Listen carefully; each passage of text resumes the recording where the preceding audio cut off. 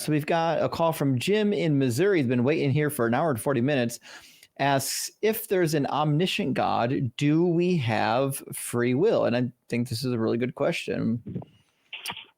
What do you think? What do you think, Jim? We have Jim talking to Jim now.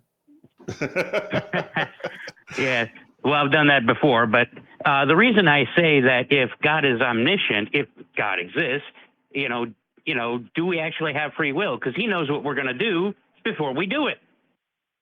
Well, the real question, so if it's just omniscience and none of the other two properties, then yes, we do. Just because God knows what we're thinking, and thinking is something that is a definite property. I mean, we have neuroscientists right now who can simple thoughts, not super complex ones, seconds before that thought becomes conscious. So that's something that is knowable.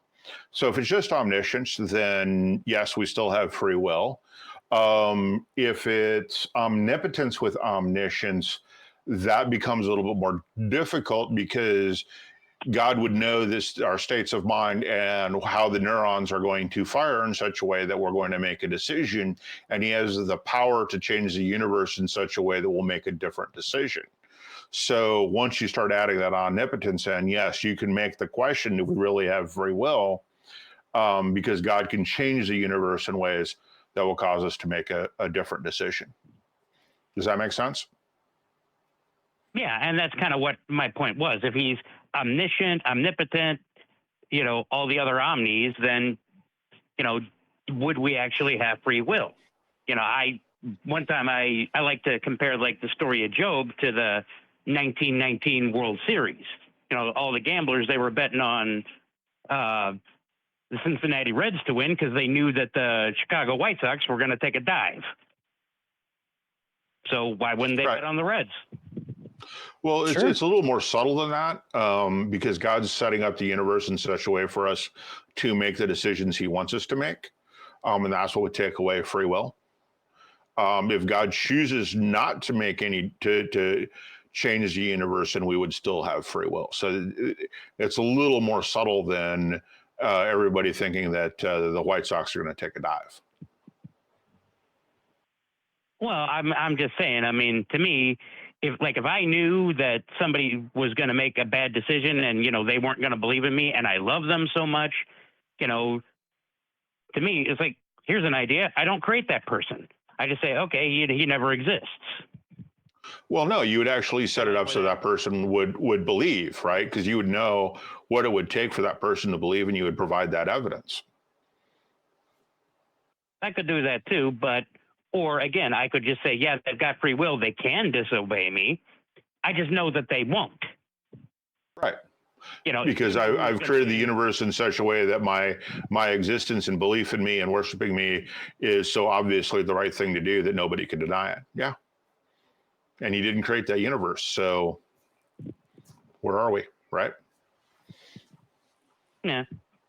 Well, like I said, I don't believe it in all of it anyway. So, I'm just throwing out an interesting question of, there's only one way we can really have free will, and that's God can't be omniscient.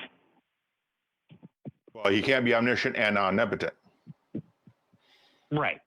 As I've told believers, he can't be if he exists, he can't be all three. He can't be omniscient, omnipotent, and omnibenevolent. Benevolent. Right. Well, he can't be omnibenevolent if evil exists in the world, right? And the other two. Because he could be omnibenevolent and have no power to change the world, and that would still be okay. He could be omnibenevolent and omniscient, and that would still fit. But he couldn't be all three at the same time. You can't have all 3 points of the triangle. It just doesn't work that way. So, yeah.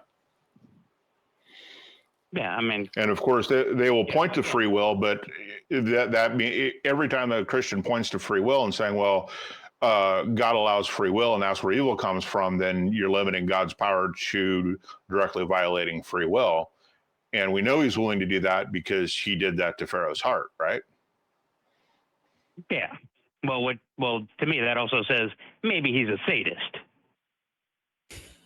Then he's not omnibenevolent, unless, of course, it's their kink, in which case we don't kink shame around here, right? Mm-hmm. Well, again, going back to Pharaoh, it's like there were points Pharaoh was even saying, "Look, I give, Uncle, you guys can leave." Mm-hmm. And But God hardened his heart. like, Yeah. Nah, I'm not done with you yet. Right. Like, I'm not done showing you how powerful I am. I got to show off by killing all these children. Yeah. Mm-hmm. And there's the whole talking donkey incident.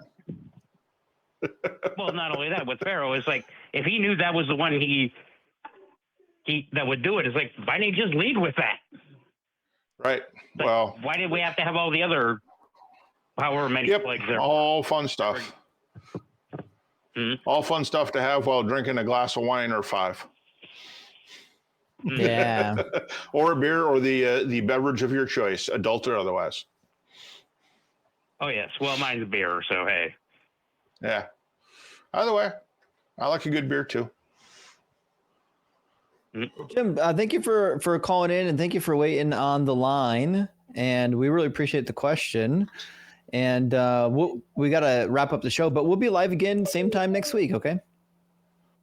All righty. Well, I hope to talk to you guys then. All right. All right. Cheers. Have a good one. Fair enough question. I remember going through the cycle on this particular question a number of times before I arrived at the same conclusion that you're at, which is you can know all things and still not have like predetermination. Predetermination requires a couple other things, namely being the creator of all things. Mm-hmm.